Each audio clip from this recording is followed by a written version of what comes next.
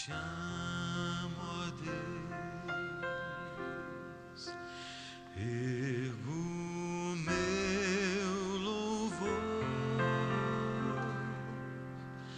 minha alma vem te adorar, Senhor,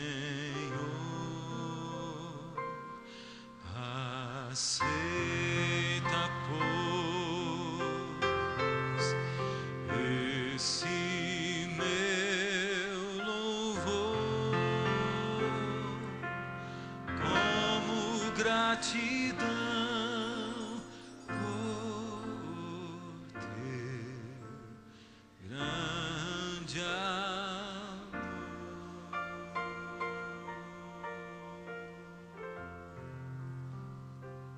Ó Senhor, tem algumas vezes que nós sentimos o Senhor tão próximo de nós, diante de nós, dos nossos olhos, pertinho. Parece que a gente até pode ouvir a sua respiração do nosso lado. O Senhor ouve a nossa, Senhor, quando o nosso coração bate mais forte, quando às vezes a gente se arrepia na sua presença, quando a sua palavra fala fundo no nosso coração e o Senhor diz: é isso, eu estou tocando. Nós viemos aqui para ser tocados pelo Senhor, para ser tocados no coração, na alma, Senhor, no sentimento. Viemos para ser tocados na mente também, Senhor. Nós precisamos de transformação, Pai. Precisamos mudar o nosso temperamento, vencer os nossos defeitos, nossas falhas, coisas tão impossíveis para nós. E precisamos compreender e captar a sua palavra de tal maneira que a fé nasça e cresça e se fortaleça no nosso coração. Ó Senhor, enquanto dizemos te amo, talvez seja como uma criança que não sabe o que está dizendo. Mas entenda, por favor, que nós estamos dizendo: eu quero te amar mais, Senhor. Ajuda e permanece conosco em nome de Jesus. Amém. Ainda hoje eu estava olhando aquele folder que você recebe para marcar a sua presença, e me lembrei que no domingo passado eu citei aqui que a gente ia hoje entender o que é o clamor da meia-noite. Só que na verdade isso é domingo que vem, não é verdade? Está aí no seu folder, não está? Afinal, o que é o clamor da meia-noite? Está ou não está? É isso, né? Hoje ainda a gente tem mais uma coisa para entender, antes de conseguir entender realmente o que é o clamor da meia-noite. E olha que nós já estamos aqui há 9 domingos. 9 domingos. E só no 10º que a gente vai conseguir entender o que é o clamor da meia-noite. Você tem ideia do que é o clamor da meia-noite? Tem? Eu vou dizer para você. Eu espero que você fique assim, tão extasiado. É no 9 mesmo? Você está me dizendo é no 9? Bom, então vamos fazer assim. Nós vamos começar a entender hoje, só vamos terminar semana que vem. Vai dar na mesma. A gente começa a primeira parte hoje. Às vezes eu fico pensando assim, será que você está cansado de ouvir falar sobre santuário? Aquele santuário de Israel, e para que ele funcionava? E no domingo passado, quando eu saí daqui, eu saí preocupado, orando, pensando: Senhor, será que foi muita informação de uma vez só, aquilo tudo que foi passado? Mas, pelo retorno que a gente vai tendo, eu tenho a impressão que você entendeu, não entendeu? Aquela profecia, entendeu? Hoje, a gente vai avançar um pouquinho mais, vai abrir um pouquinho mais, vai entender, vai passar por um túnel, e hoje, pela primeira vez, você vai ver realmente o santuário como um gráfico profético. Como é que funciona essa questão do santuário? E você vai ver, e eu espero que você fique tão maravilhado quanto eu, porque conforme eu vou vendo as verdades, as grandes revelações da Bíblia, eu vou ficando extasiado, né? Ao ver como Deus se revela para nós, e como que Ele é tão detalhista. Deus é muito, muito, muito detalhista. A Bíblia ela nos ensina algumas grandes lições, e elas vão se repetindo ao longo do tempo, e Deus vai marcando o tempo para nós, e Ele vai dizendo assim: olha para o passado, porque ao você estudar o passado do povo de Israel, ao você estudar a história do povo de Israel, a história da igreja primitiva, ao você estudar a história do Senhor Jesus, você vai ter um retrato vívido do que está acontecendo hoje na sua vida e no mundo. Olha, e aí quando a gente começa a estudar a Bíblia, a palavra de Deus, e a gente enxerga que um pouquinho antes de Jesus vir, a atenção das pessoas foi chamada para o estudo das profecias. E que ao mesmo tempo que a atenção das pessoas foi chamada para o estudo das profecias que estavam no Antigo Testamento, começou uma agitação no mundo. E que aquela agitação precedia o nascimento do Senhor Jesus e a vinda do Senhor Jesus, que tinha sido profetizada durante toda a história do Antigo Testamento.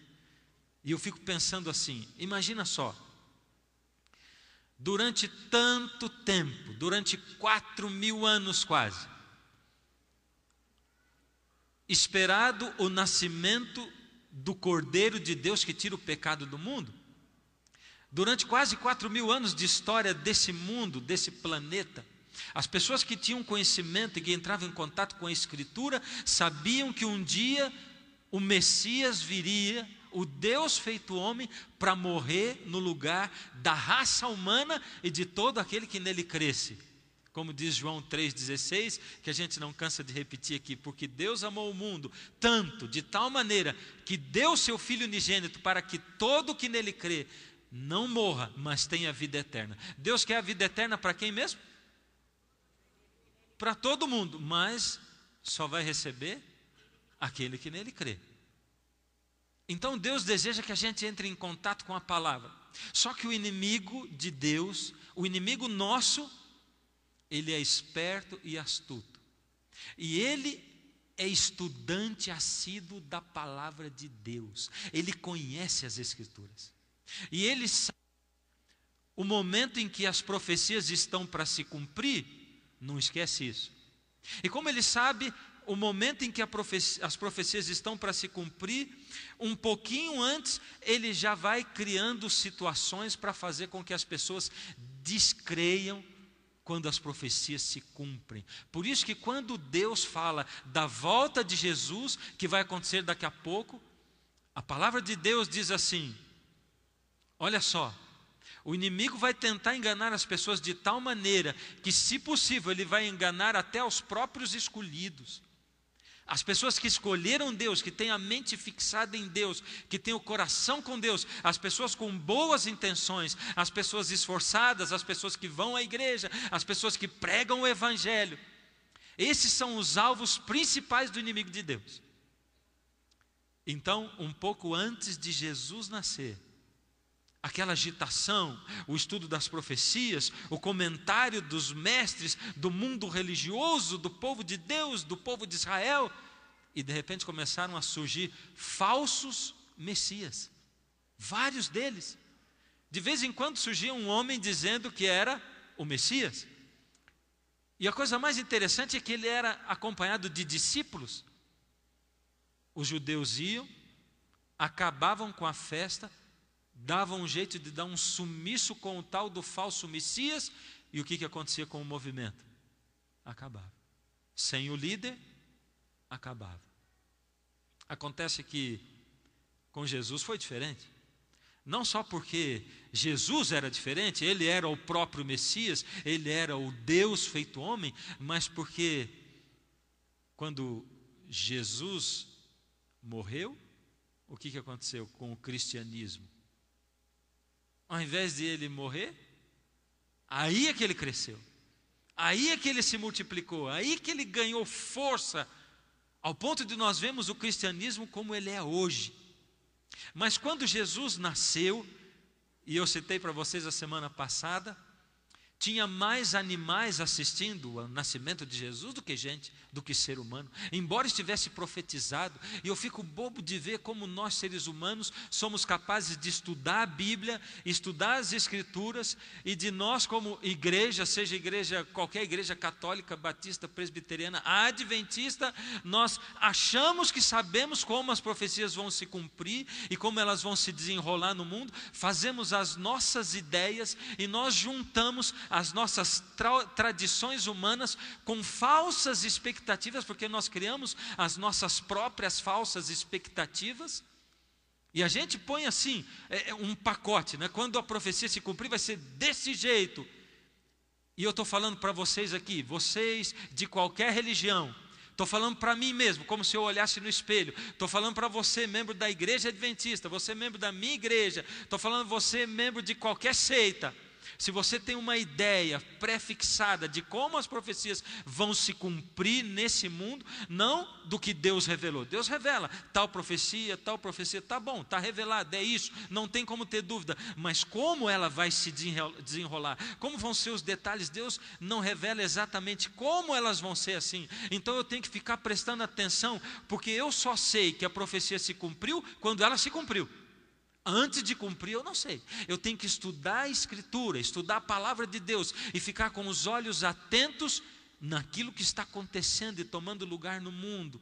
Porque aquele povo esperava o Messias, o Deus feito homem, mas eles misturaram tanto as tradições humanas, misturaram as expectativas falsas que eles tinham, que quando Jesus chegou, eles não acreditavam que Jesus era o Messias.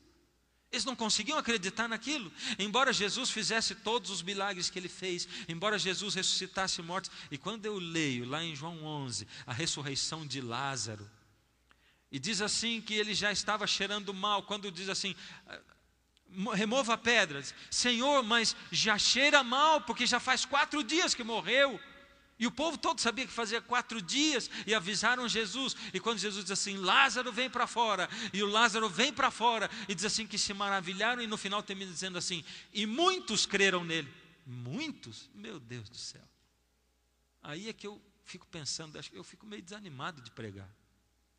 Porque se o próprio Jesus ressuscita um morto, e não diz que todos creram nele, diz que muitos creram nele. Isso quer dizer que teve lá um monte de gente que não creu em Jesus, nem ele ressuscitando um morto. E é por isso que Jesus disse para Tomé, bem-aventurado aquele que não viu e creu. Bem-aventurado aquele que não viu e creu. Portanto, bem-aventurado você que não viu Jesus e creu. Bem-aventurado você que não conviveu com Jesus e não viu os milagres dele e creu. Jesus chama você para ser bem-aventurado, ser feliz e crer, sem ter andado com Jesus, sem ter vivido com Ele, e Ele deixa a sua palavra. Presta atenção, a palavra de Deus é a única rocha segura na qual nós podemos nos ancorar nesse mundo. E daqui para frente você vai me ouvir dizer isso mais vezes e fundamentar isso que eu estou falando. E você vai ver que se a gente não acredita, por isso que Satanás tenta fazer você não acreditar na Bíblia. Porque se você não acreditar na Bíblia, não sobra mais nada. Quais eram as falsas expectativas daquelas pessoas? As falsas expectativas é porque eles tinham feito uma ideia de que o Messias seria um Messias vencedor, que ele viria para restaurar Israel, de que ele viria para levantar o status, a moral do povo que estava lá embaixo, de que ele viria para